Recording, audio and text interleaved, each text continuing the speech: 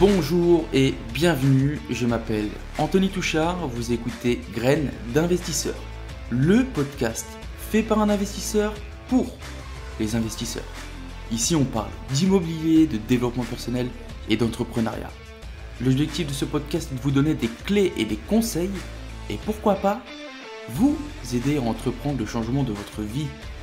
Alors installez-vous confortablement, je vous souhaite une bonne écoute, c'est parti.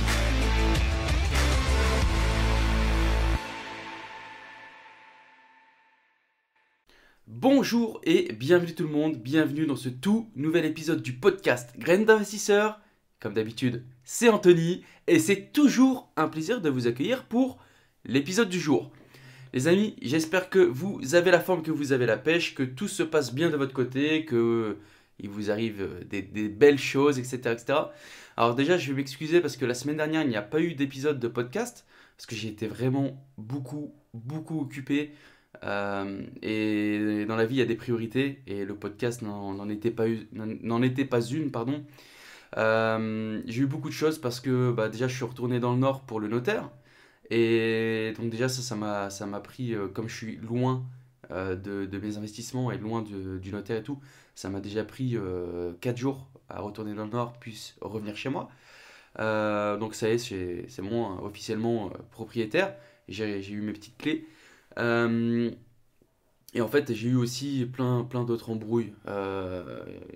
Bref, franchement, j'ai eu beaucoup de choses. J'ai eu divers soucis qui m'ont monopolisé du temps et du coup, j'ai pas eu le temps de préparer le podcast parce que comme je vous avais déjà expliqué, le podcast, je le fais pas comme ça en 5 minutes, ça me prend du temps de le préparer, etc. Donc voilà. Donc je réitère mes excuses. Donc j'essaierai d'être un peu plus prévoyant la prochaine fois. Bon, comme je vous disais, donc je suis revenu du Nord un petit peu plus chargé parce que officiellement propriétaire de 2 nouvelles maisons avec des travaux à prévoir. Et justement, c'est une des emmerdes qui m'est arrivée. Je vous raconte tout ça. Donc normalement, là, c'est bon, place aux travaux. J'avais trouvé un artisan. Ok? Donc tout allait bien dans le meilleur des mondes. Il m'avait déjà envoyé un devis. euh, pour la maison où il y a vraiment tout à restaurer. Et vraiment, au niveau des prix, j'étais vraiment assez satisfait. Mais j'avais pas eu toutes les infos. Donc, quand ils m'ont envoyé le deuxième devis, putain, là, ça m'a fait tilt. Je me suis dit, attends, il y a une couille dans. Il y a un truc dans le pâté, tu vois. Et déjà, je me suis aperçu qu'il avait pas de décennale. Et comme je vous disais, le premier devis pour la rénovation totale était bien. Et en fait, quand je reçois le devis complet pour les 2 logements, pour la réhabilitation des 2 logements, attends, franchement, quand j'ai reçu ce devis, ça m'a. Je me suis dit, non, mais attends, c'est une grosse blague. C'est une grosse blague. Le mec m'a pris pour vraiment un gros pigeon. En gros, je t'explique grossièrement, mais le mec, il me facture à double les matériaux. Je te donne par exemple, juste comme ça, au total, j'ai 3 salles de bain à refaire. Et le mec, il me pose une cabine premier prix, juste la fourniture, il me facture ça 1000 boules. 1000 balles. Et donc, pour une cabine premier prix, c'est vraiment abusé. Abusé. Et tu vois, il doit aussi me refaire un petit renfoncement avec du placo. Et allez, franchement, si tu coupes mal, allez, si tu prends mal tes mesures, à tout péter, t'en as pour 2 plaques de placo. S'il coupe mal, hein, vraiment. Le mec, il m'a facturé 6 plaques de placo. 6 rails de 2 mètres. Et tu vois, rien que de t'en parler, putain, ça. Je sais pas si ça me fait marrer ou ça me met les nerfs. Je sais pas. J'allais le prendre sur le ton de la rigolade parce que du coup, après, je me suis expliqué avec lui. Euh, et ça, c'est des exemples parmi tant d'autres, tu vois. Je dois refaire une cuisine. La cuisine, il me pose une cuisine Ikea qui coûte au total 2000 € la cuisine. Le mec me la facture 4005. Enfin bref, tu vois, je l'ai envoyé chier et du coup je recommence aussi la recherche d'artisans. Et c'est aussi pourquoi il n'y a pas eu d'épisode la semaine dernière parce que j'ai dû gérer aussi, vu que je suis pas sur place, bah gros souci. En plus de ça, je me suis rendu compte après après j'avais été visiter les logements que j'avais achetés, il n'y avait aucun problème. Et puis le lendemain ou le surlendemain, quand on est passé chez le notaire, je vais retourner dans les logements parce que je vais toujours vérifier après l'achat. Et putain, je me rends compte que les mecs, ils ont baisé la. Ils ont niqué la. Ils ont niqué la. Comment dire? La poignée. La poignée, du coup, j'arrive plus à fermer à clé. Alors, il y avait déjà un petit problème, mais là, je suis passé 15 minutes sur la poignée pour essayer de trouver. Donc, tu vois, j'ai dû aussi gérer ça parce que j'avais pas laissé le logement. Faut pas que je pouvais pas laisser le logement ouvert, tu vois, quand même. Là, c'est la porte ouverte à tous les squats. Euh, donc voilà, après, l'artisan, voilà, je l'ai envoyé chier, et du coup, je recommence la recherche d'artisan. Après, je suis pas contre, tu vois, je suis pas contre qu'il prenne une marge sur le matos, et je te dirais même que c'est un peu normal, puisqu'il va le chercher, c'est lui qui gère l'approvisionnement, etc., etc. Il n'y a pas de problème. Par contre, là, quand je reprends le devis total pour voir la différence sur le chantier global, si je fournissais tout le matos, j'en avais pour 5 6 000 balles. Lui, il me facture plus de 12 000 € juste pour du matos. Abusé. Mais je le répète, je suis pas contre, mais il y a quand même une certaine limite. Et comme je vous disais, je dois faire 3 salles de bain. Le mec me facture le prix d'une salle de bain. Le prix d'une salle de bain que je fais dans ma RP, avec une douche à l'italienne et compagnie. Alors que lui, il me pose 3 vieilles cabines de douche, premier prix de chez Brico Dépôt, et il me facture ça comme si le mec il me mettait du carrelage du sol au plafond, avec une cabine sur mesure. Attends, à un moment, il y a des limites. Bref, vous avez compris, les amis.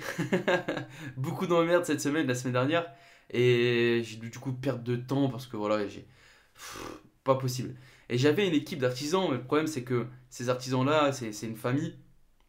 Et chacun a sa petite, comment dire, son petit domaine de prédilection. Et en gros, c'était tip top. C'était tip top parce que j'avais un interlocuteur pour tous les corps de métier. Mais le problème, c'est que cette famille, ils ont déménagé dans le sud. Et du coup, bah, je me retrouve un peu à la recherche totale d'artisans. Bon, ça va le faire, hein, je vais trouver. Mais voilà, c'est un peu chiant. Dans tous les cas, je leur souhaite quand même plein de réussite dans le sud. Et ensuite, j'ai eu quoi encore? J'ai eu un contrôle, une demande de justificatif du centre de gestion agréé auquel j'ai souscrit, qui m'ont demandé des justificatifs de merde, bon, que j'ai envoyé. Ça aussi, ça me prend du temps, tu vois. Et puis, bah, j'ai quoi encore? J'ai aussi mon voyage en Thaïlande qui commence à me prendre la tête, pas possible. Franchement, j'ai jamais eu autant de démarches à faire pour partir dans un pays. C'est un truc de dingue. Je dois fournir mes attestations de vaccination 1, 2 et 3. Tu sais, c'est le truc, le papier que tu jettes quand tu rentres chez toi, tu le jettes direct. Donc je dois courir partout pour les récupérer.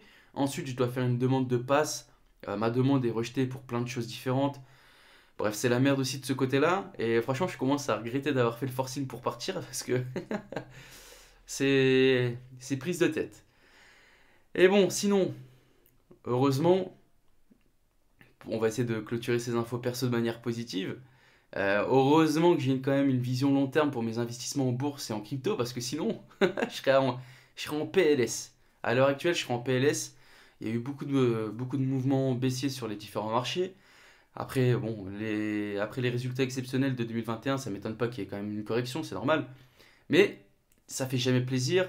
Et tu vois, c'est dans ce type de marché qu'on voit notre détermination à suivre notre stratégie. La stratégie, enfin ma stratégie, c'est celle du DCA. Je vous rappelle, le DCA, c'est quoi? C'est en gros, j'investis toujours la même somme pendant, je sais pas, par exemple, tous les mois, j'investis 100 balles. Et ben tous les mois, je mets 100 balles, quoi qu'il se passe, que ça monte, que ça descend, etc., etc. Et en fait, ça me permet d'avoir un prix lissé global sur une période long terme. Donc, c'est là qu'on voit quand même la détermination de suivre une stratégie, même dans les marchés baissiers, parce que je continue quand même d'investir quoi qu'il en coûte, que ce soit haussier ou baissier, mais tu vois, ça fait jamais plaisir. Et en ce moment, on est quand même sur une correction qui commence à durer, mais bon, allez, vision long terme, et ça va le faire. Bon, ça c'était toutes les actualités perso, donc franchement vraiment vraiment chargé. J'espère que ça va se décanter assez vite, surtout au niveau des artisans, parce que Le temps que le temps que les travaux ne démarrent pas, bah, il y a pas de loyer qui rentre. Donc heureusement, j'ai un différé de prêt. Mais il faut quand même que je m'active de ce côté-là pour essayer de trouver très très rapidement une entreprise qui fasse les travaux. Bon les amis, on passe aux questions de la semaine. Questions de la semaine. J'en ai sélectionné deux, dont une que je reçois pas mal de questions dessus, notamment après les épisodes que je vous ai fait sur les DPE. Donc je reçois quand même pas mal de questions sur les DPE et j'ai pris une question qui regroupe globalement le type de questions que je reçois sur mon Instagram. Alors, bonjour Anthony, j'ai une question afin d'éclaircir un petit doute. Peux-tu me confirmer que la location de logements ayant un DPEG sera bien interdite au mois de janvier prochain, entre parenthèses 2023? Alors, pour te répondre, je vais tout simplement utiliser les dires de l'État que j'ai trouvés sur leur site. Dès le 1er janvier 2023, il ne sera plus permis de mettre en location des logements dont le seuil maximal de consommation énergétique est supérieur à 450 kWh par mètre carré par an. Cette consommation concerne les logements les plus énergivores de la classe G. L'interdiction de la mise en location sera appliquée pour les contrats conclus après le 1er janvier 2023. Elle représente environ 90 000 logements. En 2025, tous les logements dont l'étiquette énergétique est G seront impactés par le dispositif d'interdiction de mise en location, soit environ 600 000 logements. Donc là, on a une réponse plutôt claire et précise. Donc à partir de janvier 2023, il y a deux petites catégories dans le DPEG. Tu as les logements vraiment énergivores et puis tu as ceux qui sont au début du G, qui eux, ça sera à partir de 2025. Donc il faut se dire qu'à partir de 2025, le G, c'est miette, fini. Bon, je pense qu'au niveau des dires de l'État, c'est quand même assez clair. Maintenant, je vais te répondre avec une réponse plutôt nuancée, et ça reste là que mon avis. Effectivement, maintenant, pour les logements G, je pense que ça va être appliqué, ok? Par contre, tu vois, pour le reste, moi, je suis quand même assez perplexe, parce que j'ai plusieurs investisseurs qui m'ont fait des retours sur le nouveau DPE, et après leur rénovation de logement dans l'ancien, ils obtiennent la lettre E. Tu vois, les mecs ont acheté des logements F ou G, ils ont fait une rénovation globale, une rénovation comme on fait d'habitude, et ils n'obtiennent que la lettre E.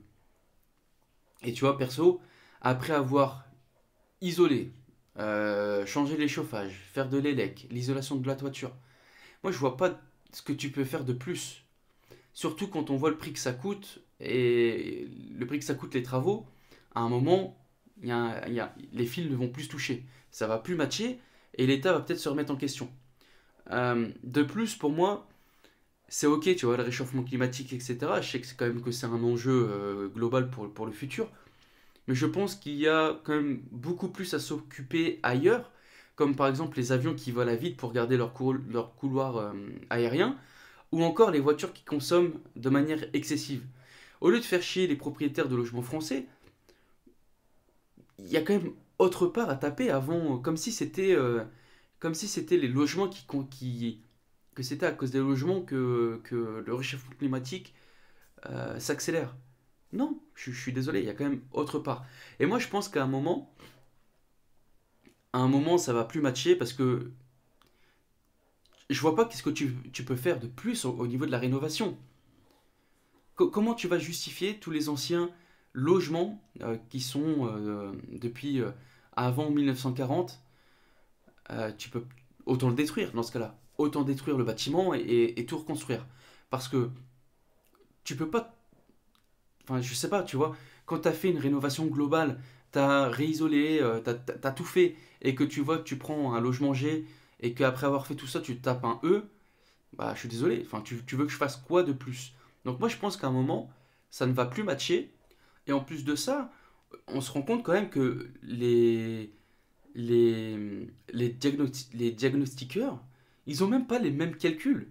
Selon un diagnostiqueur et un autre,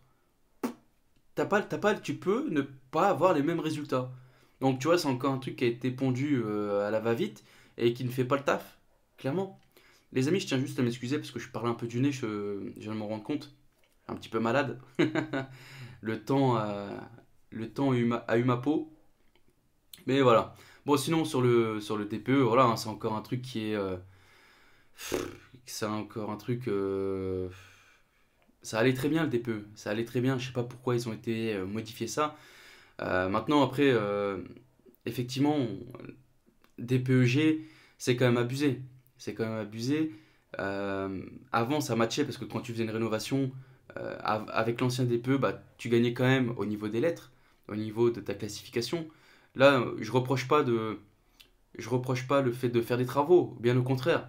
Je reproche juste que les calculs pour ce nouveau DPE, c'est vraiment n'importe quoi. Maintenant, on est des investisseurs, j'espère des investisseurs, comment dire, avec une conscience, on fait de la qualité. Donc quand tu refais une rénovation de A à Z, un logement vraiment propre, etc., double vitrage, isolé, du radiateur à inertie, plein de choses comme ça, je trouve ça quand même dégueulasse de te retrouver avec une lettre E alors que tu peux rien faire de plus. Tu vas faire quoi? Tu vas faire une isolation par l'extérieur? Ouais, ok, mais ça coûte combien? Parce qu'après, à un moment, il faut aussi que ça matche. Parce que sinon, dans ce cas-là, on fait plus d'immobilier, hein.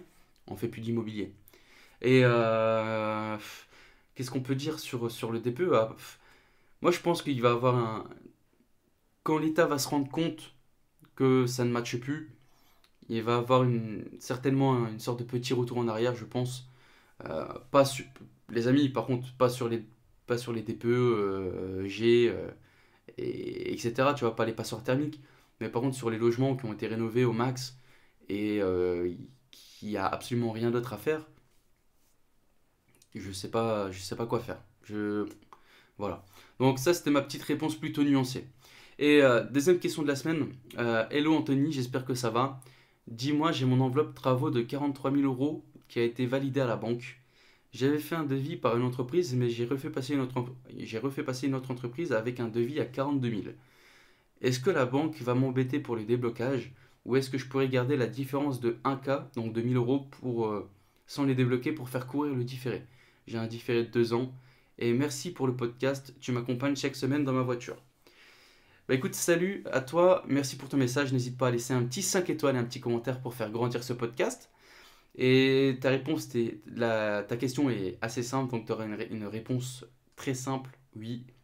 La réponse à ta question, c'est simplement oui. Aucun souci, tu laisses tes 1000 euros pour faire courir ton différé de 2 ans sans souci. Au bout de 2 ans, enfin, ou peut-être juste avant tes 2 ans, si tu as un petit truc à faire, tu les débloques et puis voilà, t'entames ton amortissement, ton remboursement de prêt normal. Maintenant, si tu n'en as pas besoin, la banque le reprend, te refait un petit calcul vite fait, et puis tu payeras peut-être 1 ou 2 euros moins cher. Qui sait? Voilà. Bon, ça, les amis, c'était les questions de la semaine. Dans tous les cas, si jamais vous voulez vous aussi me partager vos questions, n'hésitez pas sur mon Instagram, Anthony-du-bas THRD. Je réponds absolument à tout le monde. Il n'y a pas de questions bêtes. Donc vous n'hésitez pas. Pareil, si vous avez des sujets des sujets de podcast que vous voulez qu'on discute ensemble, n'hésitez pas à me proposer. Du coup, j'en profite aussi pour vous faire la promo du podcast, les amis. N'hésitez pas, Graines d'investisseurs a besoin de vous. Aidez-moi à référencer ce podcast afin de le faire connaître au plus de monde possible. J'en profite aussi pour remercier les auditeurs ayant partagé le podcast à leurs proches. C'est super gentil. Donc prenez exemple et partagez ce podcast à vos connaissances. Ça vous prend 2 minutes de votre temps. Un petit 5 étoiles et un petit commentaire sur Apple Podcast. Et je vous rappelle aussi que dorénavant sur Spotify, vous pouvez aussi me noter comme le ferait un professeur d'histoire géo. Donc n'hésitez pas, puisque à peu près 20% d'entre vous écoutent sur Spotify. Donc aujourd'hui les amis, petite surprise pour vous, on va pas parler d'un seul sujet, mais de deux, parce que j'ai envie de vous gâter. Ok? Non, je rigole. Bon, j'ai quand même envie de vous gâter, mais c'est surtout deux sujets que j'avais envie de traiter. Mais c'est des sujets qui sont assez vite expliqués. Donc j'ai décidé de les réunir, même sinon quasiment presque pas de lien entre eux. Donc aujourd'hui on va parler de la TRI et des garages. La TRI parce qu'en fait je me suis aperçu que j'ai vu que c'est quelque chose qui n'est absolument pas connu ou pas très reconnu au niveau des investisseurs. Et les garages, car dernièrement on m'a demandé sur Instagram pourquoi je ne parlais pas, pourquoi je n'avais pas fait de podcast sur les garages. Donc ce que je vais faire aujourd'hui. Du coup, premier sujet du jour, le taux de rendement interne, le TRI. Alors j'ai décidé comme je vous ai dit, de faire cet épisode parce que beaucoup d'investisseurs, et notamment les nouveaux, ne jugent que par la renta, mais le rendement interne d'un investissement est lui aussi très important. En fait, il faut savoir que ce TRI, taux de rendement interne, est pour tous les investissements, que ce soit de l'IMO, que ce soit de l'investissement financier, etc. Il nous permet quoi ce TRI? Il nous permet de calculer combien un investissement nous a rapporté, mais sur deux aspects différents. Le rendement annuel, ainsi que l'augmentation de la valeur de l'actif en question. Alors, on va imaginer je vais vous donner un exemple avec de l'IMO, ça va être plus parlant, ça va être des gros chiffres. Donc on va imaginer que, on va prendre des chiffres faisables, réalisables. Tu achètes un bien qui coûte 100 000 euros et tu le revends dans 5 ans avec 20 000 euros de plus-value net. Tu le loues, on va dire que tu loues ça, allez, 3 000 euros par an, net de charge, et que pour faire cet investissement, tu as posé sur la table 10 000 euros d'apport. Tout est net, je le répète, net d'impôts, net de taxes, etc., etc. Donc au final, tu as empoché 15 000 euros de loyer, parce que tu fais 3 000 x 5, et tu as pris, on avait dit, 20 000 euros de plus-value. Donc à savoir 35 000 euros net au total. Eh bien en fait le TRI c'est très simple. Tu prends l'ensemble de l'argent que tu as généré, net de tout, et tu viens le diviser par le coût de ton opération et on multiplie le tout par 100 pour avoir le taux. Dans notre exemple, 35% si on se base sur l'achat à 100 000 $. Si on se base sur l'achat à 100 000 $. Ok? Mais en réalité, il y a quelque chose qui est quand même puissant avec l'immobilier, c'est ce qu'on appelle l'effet de levier. Donc si on reste vraiment basé sur le vrai taux de rendement interne, tu n'as pas vraiment mis 100 000 euros, toi. Tu as juste posé 10 000 euros d'apport, tu n'as pas sorti plus de ta poche, et grâce à cet effet de levier, tu as levé 100 avec 10. Donc pour être vraiment exact dans le calcul du taux de rendement interne, on calculerait le TRI sur l'argent que tu as vraiment sorti toi de ta poche. Donc non plus 100 000, mais 10 000. Et donc on se retrouve pour cet investissement avec un taux de rendement interne de 350%. Donc au final, une très très belle opération. Donc il y a quand même quelque chose d'hyper important, le TRI, la renta, etc. C'est bien, renta, cash flow, nanana, on connaît. Mais le TRI, c'est quand même quelque chose qui est bien à prendre en compte. Parce qu'effectivement, imaginons que tu achètes un bien à 100 000, tu le gardes, allez, il faut savoir que l'horizon d'un investissement IMO pour des investisseurs, c'est 5 à 7 ans. Donc imaginons que tu le gardes 5 ans. Tu as acheté une bouse et tu as tout retapé dedans, tu as refait à neuf, etc. Tu as acheté, on va dire, 100 000, tu as mis peut-être, allez, soyons fous, tu as mis 100 000 de travaux et tu revends peut-être 5 à 7 ans plus tard, tu revends 300 000, 350, qui sait, voire même plus. Donc là, tu te rends compte quand même que le TRI, il va être énorme, il va être beaucoup plus puissant, parce qu'en plus, pour le peu que tu as réussi à te faire financer sans apport, ou avec un apport moindre pour lever 200 000, si tu as posé 10, 20K, c'est très très bien. Très très bien, parce qu'en plus de ça, une fois que tu as mis tout en location, tu t'empoches les loyers, etc., etc. Donc, tu t'es gagnant sur le court terme, enfin sur l'investissement même au moment en empochant les loyers, pas de problème. Tu génères en plus de ça, dans notre exemple, tu as pris, on a dit 100 000 euros de travaux, donc tu payes absolument pas d'impôt pendant X temps. Et puis, derrière, quand tu regardes au final ton taux de rendement interne, bah, tu te rends compte que comment dire, j'arrive même pas à mettre un mot dessus. C'est ouf, 350% pour notre exemple qu'on a pris tout à l'heure, c'est énorme. C'est énorme. Alors que tu as posé juste 10 000 euros de ta poche. C'est plutôt pas mal, quand même. Bon, donc ça c'était le taux de rendement interne, c'était un sujet que je voulais quand même aborder parce que c'est pas très connu. Deuxième sujet du jour, du coup, on va parler des garages. Les garages. Déjà, pourquoi je ne parle pas des garages? Pourquoi j'ai pas fait d'épisode dessus? Simplement parce que déjà, moi je fais pas ce type d'investissement. Et surtout, euh, j'ai pas de demande particulière sur mon marché. Je suis sur un marché où il n'y a pas vraiment de problématique de place pour se garer, etc., etc. Donc tout ce que je vais vous dire, moi, ça reste quand même que mon avis perso. Je sais qu'il y a certaines personnes qui sont dans ce filon-là et ils vont vous dire totalement le contraire de ce que je pense. Mais pour moi, l'investissement dans les garages, c'est pas un investissement rentable. Je m'explique avant de me faire lyncher. Chez moi, le prix d'un garage loué, on va dire que c'est environ 50 euros par mois. Donc pour avoir un semblant de loyer, on va dire de 500 euros, on va dire qu'il me faudrait, allez, 10 garages. À l'heure actuelle, le prix de 10 garages sur mon secteur, ça se négocie aux alentours de 50 000 euros. Sur mon marché, à 50 000 euros, je trouve des petites maisons que je pourrais louer 500 à 600 euros. Donc, je te dirais quand même que la question est vite répondue, puisque 10 locataires de garage pour 500 euros, je me retrouve à un locataire pour 500 à 600 euros. Les emmerdes sont divisées par 10. Et surtout, en investissant dans de l'immobilier d'habitation, je pourrais certainement louer plus cher que ce que je pourrais louer dans un garage.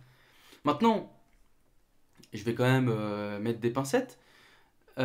Si ton secteur est plutôt demandeur et que l'achat n'est pas trop élevé dans ton secteur, pourquoi pas?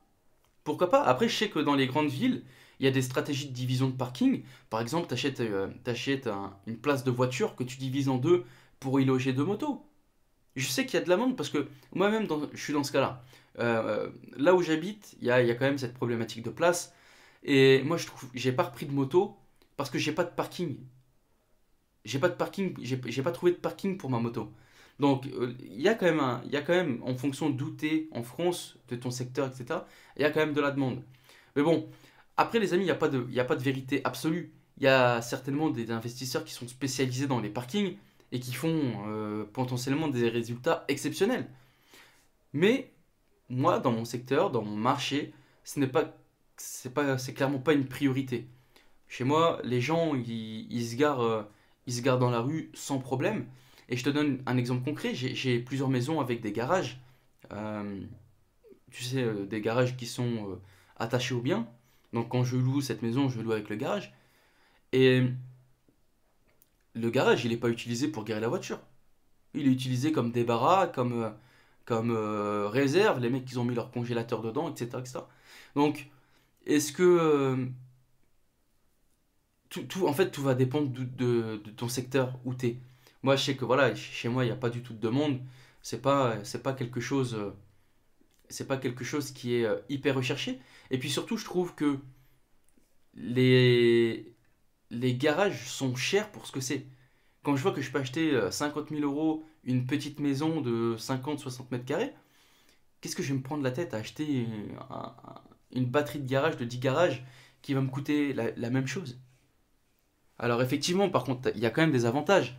C'est que derrière, loyer impayé, tu viens, tu fais sauter la serrure, tu vides le garage est prêt à louer. Ce que tu ne peux pas faire avec un bail d'habitation. Tu dois respecter la procédure, légalement. Je tiens à le dire. Bon, après, je vais quand même nuancer aussi un peu mes propos avant d'être trop clivant. Maintenant, si sur ton secteur, tu as de la demande, tu arrives à louer ton garage 100 euros et tu t'arrives à l'acheter pas trop cher. Pas trop cher, c'est quoi? Après, tout est relatif, mais par exemple, tu arrives à acheter un garage, allez, 15-20 000. Tu arrives à le louer 100 euros, ça te fait du 1200 à l'année. Sur les garages, il y a pas trop de charges, tu vois. Allez, tu l'achètes 20 000, ça te fait une renta à 6%. C'est pas fameux. C'est pas fameux, mais par contre, si tu es sur un secteur qui prend de la valeur, automatiquement ton garage, il va aussi prendre de la valeur. Et on en revient aussi sur ce taux de rendement interne. Peut-être que sur le moment, tu n'engranges pas excessivement de loyer, tu n'engranges pas de cash flow.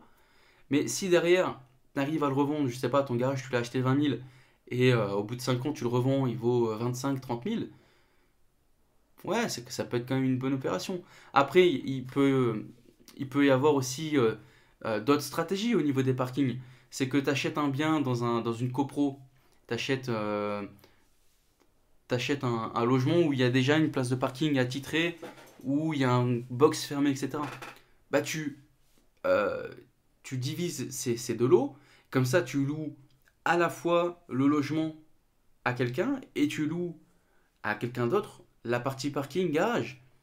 Ça peut te permettre aussi de booster un petit peu ta renta. Si ta renta est pas terrible, essaye de combler au max pour avoir un semblant de cash flow. Enfin, si je peux dire, tu vois, un semblant d'opération rentable. Parce que, on le sait tous, c'est quand même dur, c'est quand même difficile de trouver, des opérations dans des grosses villes qui s'autofinancent. C'est compliqué. Je dis pas que c'est impossible, mais c'est compliqué. Par contre, dans ces villes-là, on n'est peut-être pas sur une stratégie de cash flow, mais derrière, par contre, on est sur une stratégie peut-être un peu plus patrimoniale, et peut-être qu'au niveau de la revente, tu peux gagner beaucoup plus.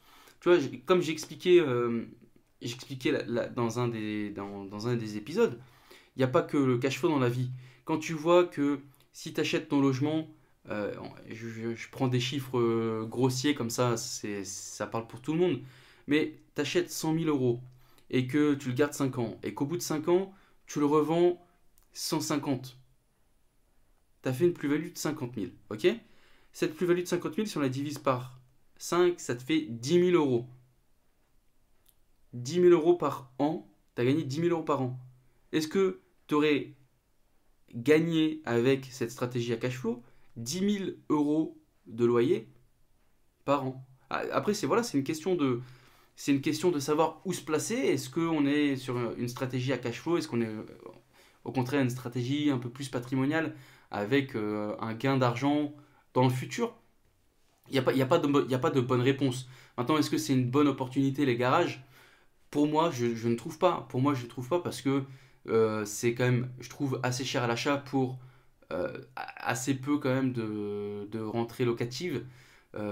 Après, voilà, ça dépend des secteurs. En tout cas, chez moi, quand je vois qu'un garage va se louer 50 balles et qu'à l'achat, on est sur 8, 9, 10 et que on arrive à trouver des lots à 10 lots de 10 garages pour 50 000 balles, alors que à ce prix-là, je peux m'acheter une petite maison et diviser mes emmerdes par 10. Enfin voilà. Dans mon secteur, en tout cas à l'heure actuelle, non, pour moi, le garage, c'est pas un bon investissement. Par contre, maintenant, si tu as de l'argent qui dort, ton argent, il est là, il dort sur ton PEA, sur ton livret A. Effectivement, là, dans ce cas-là, achète. Tu peux trouver des petits garages à 3 500, 4 000, même si tu loues ça 30 balles, 40 balles. Ouais, au lieu de faire dormir ton argent qui sert à rien, fais-le travailler ou place-le, mais le laisse pas dormir sur ton compte alors que tu perds de l'argent. Je le répète encore une fois, mais l'inflation, il grignote votre argent tous les ans. Donc voilà les amis, j'espère que cet épisode vous aura plu. C'était un épisode un peu combiné, 2 épisodes dans un. Ça me fait plaisir, c'est comme ça. Et sinon, voilà les amis, j'espère que vous passerez une très très bonne semaine. N'hésitez pas à liker ce podcast, à le partager à vos proches. Également, faites un petit tour sur Apple Podcast et Spotify. Allez mettre 5 étoiles et un petit commentaire, ça fait toujours plaisir. Les amis, dans tous les cas, je vous souhaite plein de bonnes choses. Comme d'habitude, 1% chaque jour. Et je vous dis à la semaine prochaine. Ciao, ciao, ciao.